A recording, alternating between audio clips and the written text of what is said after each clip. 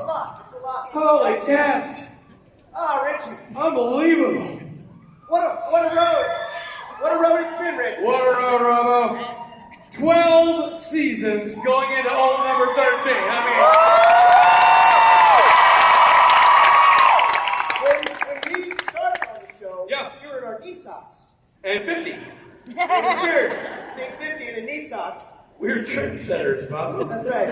Trendsetters. For those of you who might be like, I don't know, new to school, in the wrong room, or way in the back and unable to see anything, this little blurry dot is Rob Benedict. Do you know him, guys? And this little fuzzy thing is Richard Spade Jr. He played Gabriel. Most recently, he's director of Supernatural. We got our starting lineup, man. Let's get right into it, shall we? Right, so, Kansas, those guys can sing. They can sing. But we brought our own singer. Please welcome executive producer and showrunner of Supernatural, Mr. Bob Singer. Bob Singer. There he is.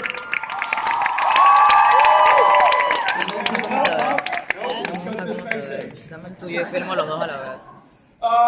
Next to him, taking the stage, America's favorite Ackles, Susan.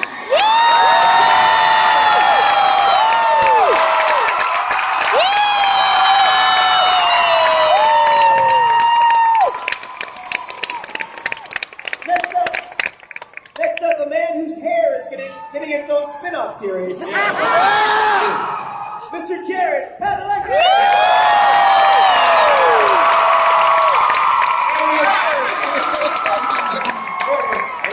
I can't wait to see him show about crime-fighting hair. Yeah, it's going to be a great series.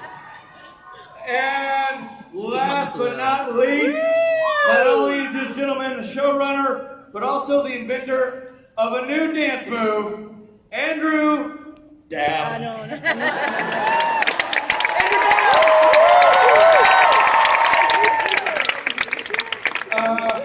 Wow, guys, congratulations on another amazing season. Season 12. Thanks. Amazing. Love it. But real quickly, sidebar. How about that opening? How about dances?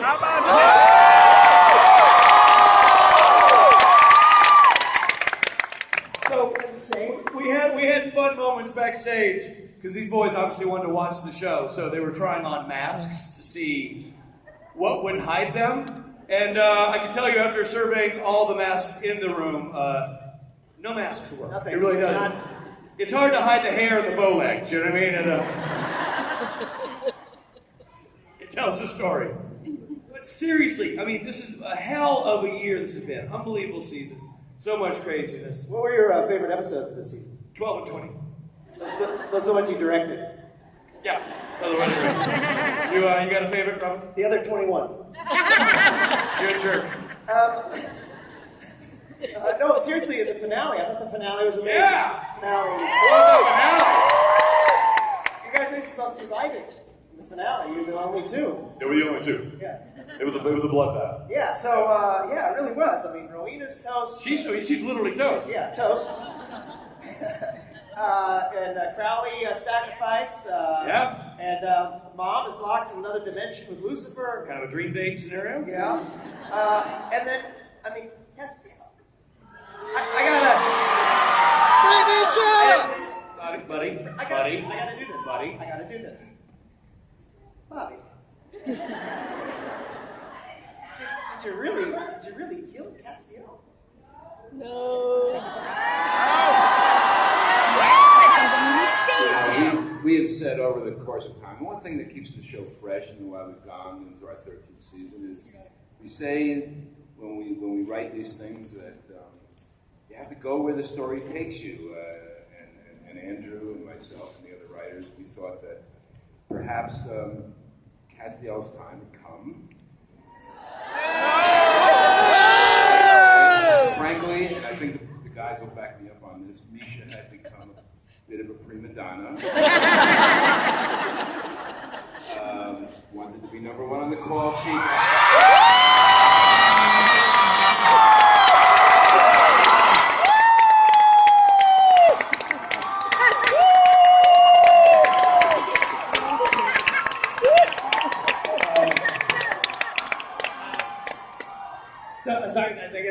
I was back there, but they never told me to come out. But I heard my name, so I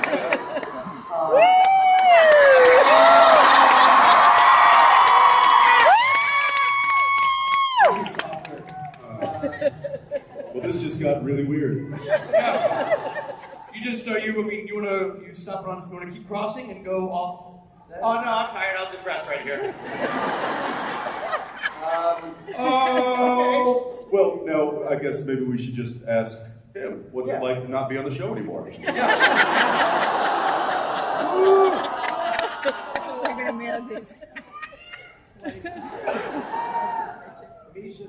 excited. They just had to take the story where it went, but I'm not going away.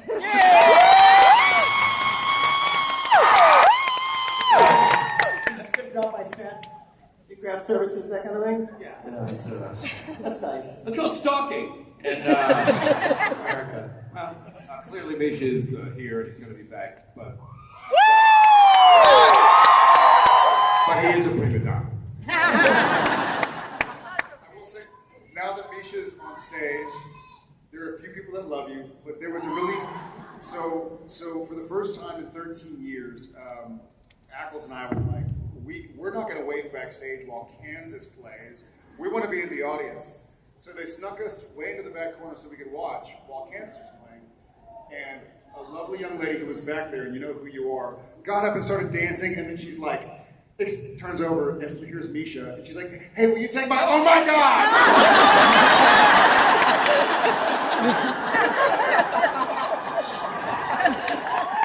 Hey, will you take, Frente. Me tapa. I'm a Misha Migo. Well, she has that experience, but now there's a whole bunch of people in the back corner going, wait a minute. Wait a minute! Jared Simpson and Misha were behind me! I'm gonna kill myself. Baba. So let's talk about something that's actually relevant to the Season show. 13, after that finale, what's the plan from here? Where do you go from there? Well, episode 1, Castiel dies. Yeah. I'll let Andrew handle that one. Sure. Well, I think for us, season 12, by the end of season 11, when Mom comes back, season 12, the guys kind of had the happiest situation they could have. Mom's back, all the friends are alive, they saved the world without having to sacrifice each other. And season 12 was... You really messed that up, didn't you? Yeah. You killed everybody. Yeah. And then season 13, we're like, well, that was a horrible idea. Like, too much, everybody's nice, and who wants that? So then we just murder, which is really what the show's based on. It's just multiple serial homicides that everyone in this audience is witness to and probably will be indicted for. But that's a long conversation. You're all colluding. That's right, this is collusion. There's something great about listening to Andrew talk seriously about the show while in the monitor, teeny tiny little Misha sits next to him at the kids' table.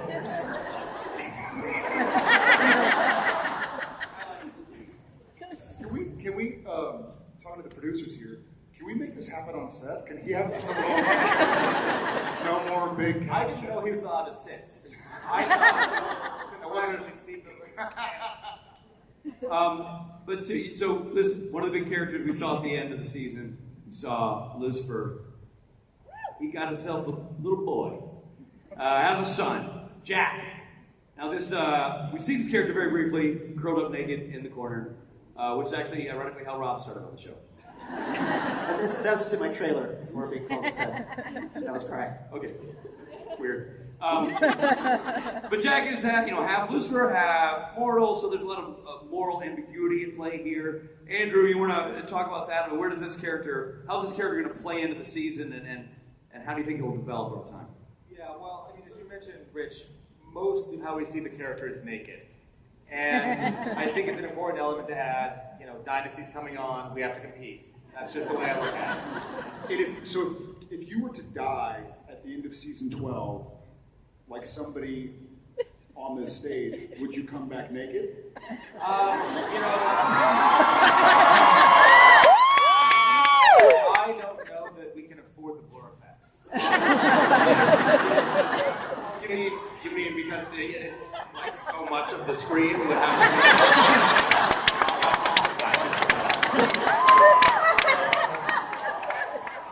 Well, I know what you mean, because you'd have not just one blur, you'd have to have 3 blurs. Yeah.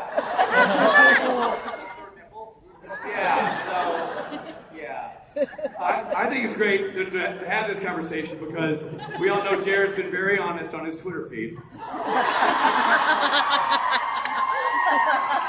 And I think this is a healthy forum to discuss this. I thought that was so brave. So brave. So accurate.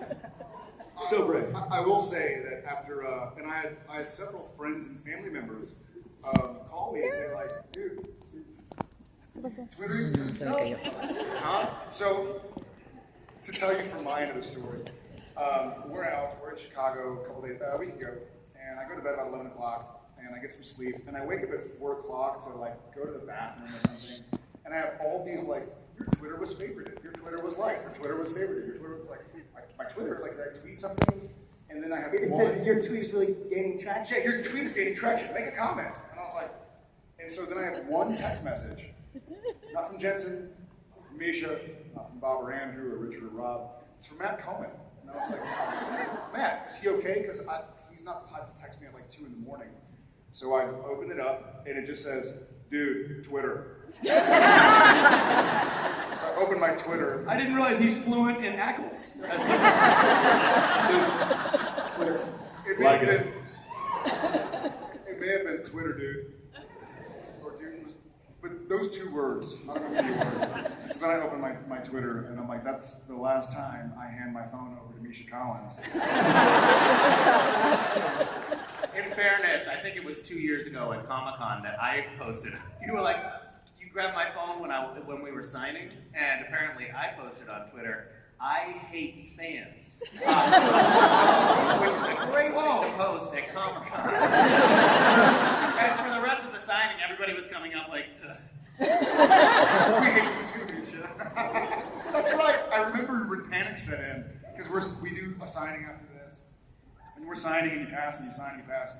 And then Misha, upon realizing that, so he had just put his phone on the table and it was on, and I was like, hee. Put it back. Upon, I think like you got a bunch of phone calls or something. He was like, oh my god. He had to like excuse himself. Yeah, you've done that to almost all of us, and that's why we were high-fiving when we saw that tweet. Yeah. I finally got it. Yeah, that's why you didn't get a lot of warning phone calls. But bringing it back, so Jensen, how will Dean and Sam react to this Jack here? Differently. I told you they were going to make this hard. I begged you not to ask some questions. Go to your notes. Go to your notes. There's been a lot of build-up for this. The whole season's been dealing with There is. Line and It's obviously the mom being gone, and Cass, and all of this kind of turmoil that the brothers find themselves in. Now they have this person, this thing, this entity, and in Dean's mind, just simply has to go. But because technically it's half human, the ever optimistic Sam Winchester thinks, what was it? Half female? Half human. There's a weird. I'm in a weird echo spot, so I'm catching The vortex. So they're half female. we have 2 different ideas of how to handle the situation. By the way, does Jared know we're doing a panel? say it again. Somebody wake up at Panel like for Comic-Con right now? Okay, anyway, But I tried. Yeah, but that character could go either way. It could be evil, could be.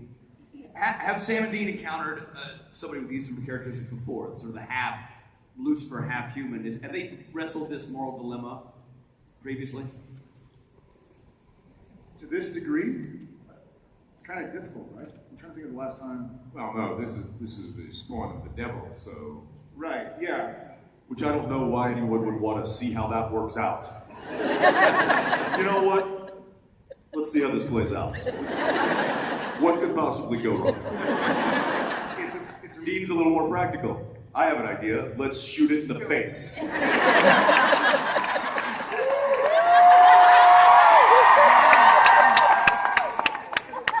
a bit like, I might just piss it off. Well, at least we'll know. I think Sam, kudos to Bob and Andrew and the rest of our writers. It's a neat. We've danced around this a couple times, but not to this degree.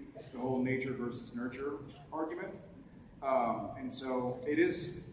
Jack certainly is half Lucifer, but he's also half Kelly Klein. Right? Kelly Klein was a good person, and so Sam, ever the optimist, is trying to figure out what to do. And Dean, being Dean, shoot first, ask questions later. Some things never change. And Andrew, is that a journey that Jack himself will go on in his sort of development and trying to figure out which side he's on? Yeah, I mean, I think in terms of the character, obviously, as Jared's going to talk about, it got strong opinions, I think, from Jared's point of view, especially from Sam's point of view. Sam was a character who was, as we remember from way, way back, destined to do very bad things. And, Whoa. Yeah, and still may. A lot of years left. But he's or not. I don't. But the idea that I think Sam can kind of put himself in those shoes a little bit better, and then for Jack himself, he's someone who I think is struggling with that and will continue to struggle with that in our version of Hell's My Two Dads. And then Misha, so you've been doing a lot of art or? Yeah, so you can you can't plant tomatoes until July, so that's what I'm getting into now. That's great. Anywho, Thanks, buddy. And so mom is trapped in this other dimension, this other world. Right. And so much, Robbie, of the season. So much of the season, there was the Mary character, wonderfully played by Samantha Smith. You guys serviced that story really well, and the way Sam reacted to Mary, and the way Dean was reacting to Mary, and how you guys are coping for her return, dealing with the British men and letters. Now that she's had this experience and is now, made this move to try to do the right thing, and now finds herself on the other side of this wall, in this hole. How do Sam and Dean differ in their approach to how to handle that situation? Dean thinks she's gone, that she went through the rift. It's a rift, Rich, not a hole. I was just making sure you read the notes. Okay. She went through the rift, the hole, with Lucifer, and the whole rift closed. And Dean is pretty sure that that's curtains for Mom. And while he's bereft over that, he's ready to accept that. Sam thinks, no, she went through alive. We've been on the other side of this rift. He's holding on to the fact that she could still be alive, and that's a bit of that's a problem between the guys, because Sam's mission in the beginning part of season 13 is let's find Mom, and Dean's idea is we have bigger fish to fry. Mom's dead. You're just going to have to come to that realization. Spoiler alert: Mom is not dead. I told you. Me. Dean's kind of a Debbie Downer at the beginning of the season. Deanie Downer. Wah, wah. Let's kill Jack. Mom is dead. Everybody's dead. Yeah, good. I didn't know Mom wasn't dead. I like that. Read the scripts. He hasn't read a script since season 7. That's what we're on, right? It's season 7. And so, in the Mary storyline, by the way, Mary, who is with Lucifer on the other side of the rift, she's got her own journey. She's got her own challenges to face now. And Andrew, how do we see that playing out for her? yeah, I mean, I think in terms of Mary, obviously, she came back with a very, first very kind of spun out. She didn't ask to come back. She was brought back. She was sent back. It took her a while to find her footing, I think, with the world at large and more specifically with her sons. And by the end of the season, I think everyone was in a very good place. She's been lost. over on the other side, here she's got someone who, as far as Mary's concerned, she made the sacrifice knowingly. She went through that rift knowingly. Like, I don't know that she is necessarily, that's something she's kind of, I think, comes to terms with. That doesn't mean she's not active. That doesn't mean she doesn't want to make the world a better place, because the world she's gone into is far worse than the world in which our guys live day to day.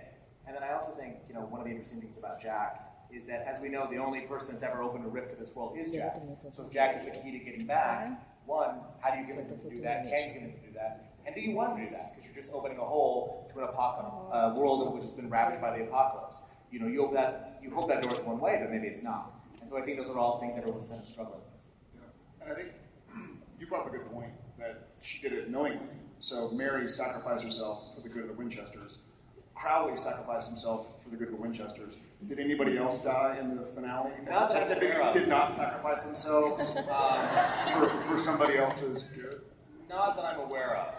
I'm willing to read recaps, Twitter, if you want to let me know. But no, I mean, a big part of the final episode was you had all these people, and really a lot of part of the season, you had a lot of people who came together. It was really about how Sam and Dean impacts each other, but also other people. So you saw how they impacted other hunters. You saw how they impacted, Crowley and Rowena and Castiel. And so a lot of what ended up being our last two episodes, a lot of people, Jody Mills, a lot of people stepping up and essentially, helping the Winchesters in the way the Winchesters have helped so many people. And that was really important to us, is to build a sense of community, and then because it's supernatural, you tear it all down. But, over the course of the season, that was really what it was about. And then speaking of this apocalyptical? I think that's a piece of exercise equipment. I spent 20 minutes on the apocalyptical this morning.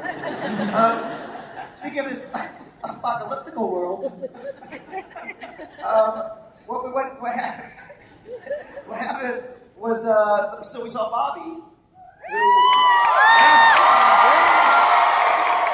and what this other world seems to do is, it's another alternate reality. So it's Bobby, but it's Bobby living a different life. He doesn't know the boys. Right. So is this world, could that open up for other characters to reappear the same way? Do you have anybody specific? I mean, there's not It sounds more like a pitch than a question. Well, I'm just curious, does God, where does God, am I coming back, Bobby? You are not in the universe, but it's a really big universe. It's possible. Depends how you do here today. Oh crap! Gabriel?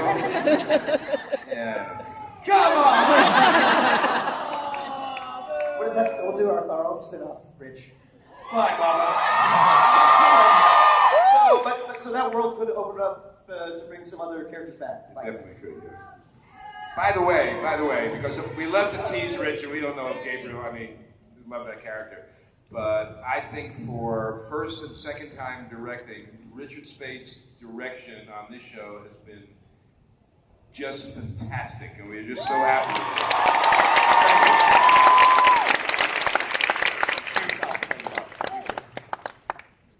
Can you tease any characters that will be back, or no? We're not doing that yet.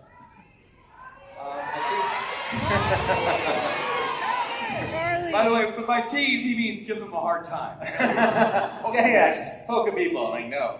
I think we've got some cool characters coming back, both in our world and in the Apocalypse world. So that's the fun of it. It's, we've got some people coming back like, Missouri Mosley's going to come back for us for the first time in a long time.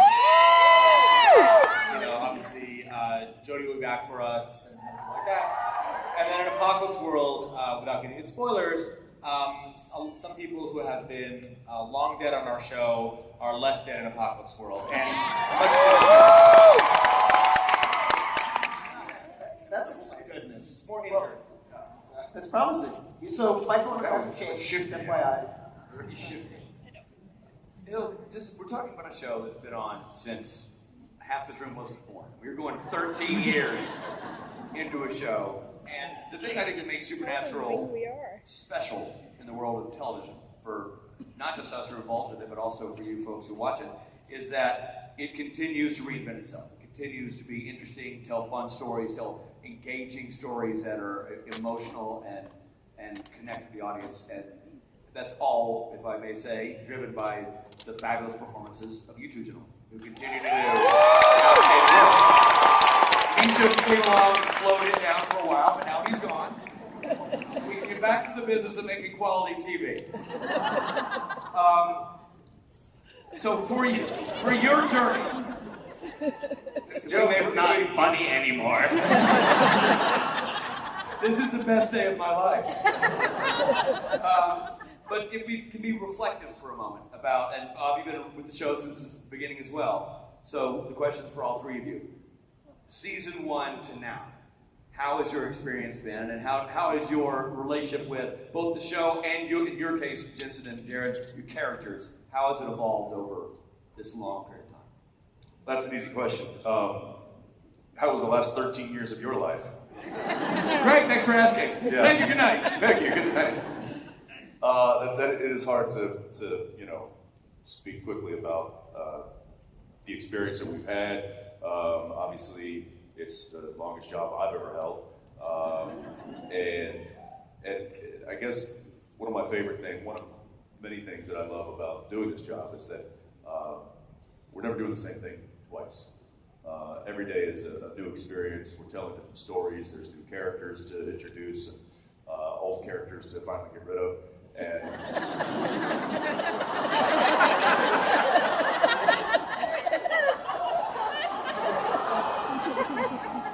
It's that kind of crappy acting that got you fired.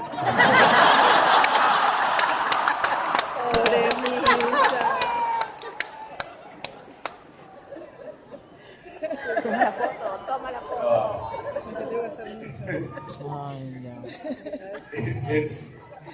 Look, it's been wonderful. The experience has been great.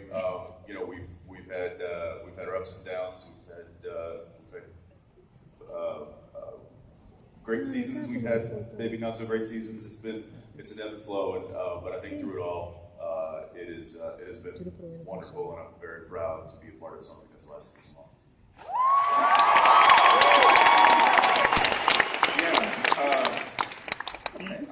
I agree with everything you just said.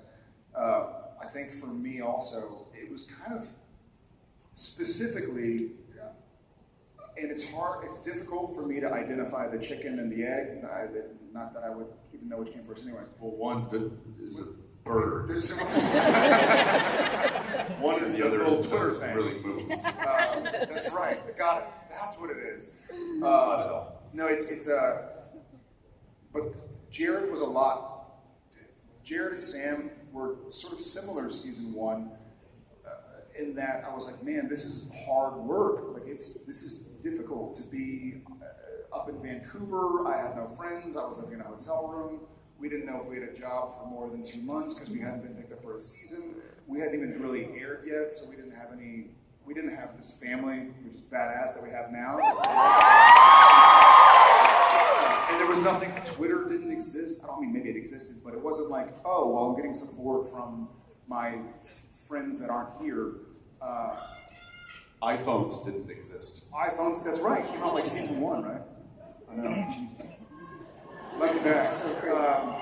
So gradually, as the show was going on, both Sam and Jared have realized that this is life, and life is pretty great. It can have its ebbs and flows. While he was talking about its ups and downs, its good days and its bad days, but it's wonderful. And to look out here after 13 years and see how many thousand people jumping around and dancing, and Kansas is here.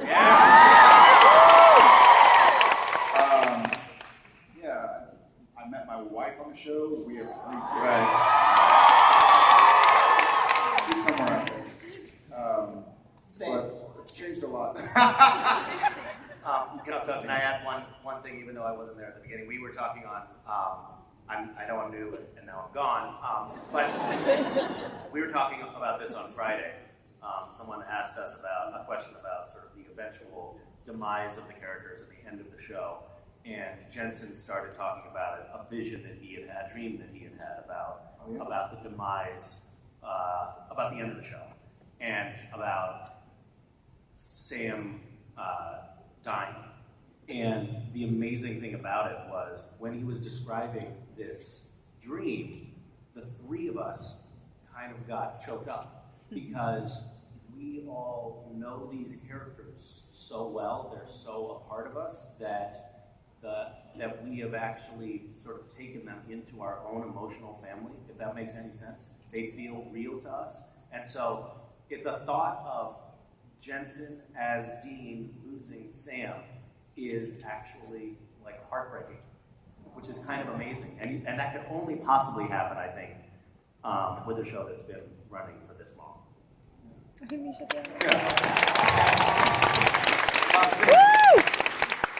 You know, one of the great consistent through lines through the whole show has been the voice and talents of Bob Singer, who's been writing stories, directing episodes since the show started. For you, you worked with Eric Kripke, then you shepherded in Sarah Gamble, Jeremy Carver, now and your dad as showrunners, and you have been consistently there guiding the show. How has your experience evolved over time, and has that been, because you've done it seamlessly from the outside, is it challenging to be sure that those voices stay consistent while also bringing in their own flavors to the show? Well, I think like all of us, we didn't expect it to go on this long. My hair was dark when we started, and it's not anymore. Working with Eric was a real gift to me, and we hit it off right from the beginning and had a wonderful working relationship. Eric had his 5-year plan and left after 5 years, and I was not sure whether I wanted to stay. The next 2 years were a little difficult for me. Again, not sure I wanted to stay. Then Jeremy came in. Jeremy and I co-wrote his first script on Supernatural, and then he went off to do something else, and we brought him back. But throughout it all, it's always been this ability to keep the show fresh. That if we felt like we were doing something, retreading something, no one involved in the show had any interest in doing that. Andrew, you'd you come with us, Andrew? Season 4. Season 4. So when Jeremy left, a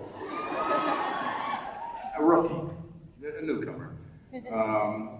When Jeremy left and Andrew inherited the mantle, I must say that I thought last year and so far this year is one of the most fun years I've had doing the show. Working with Andrew is a real gift.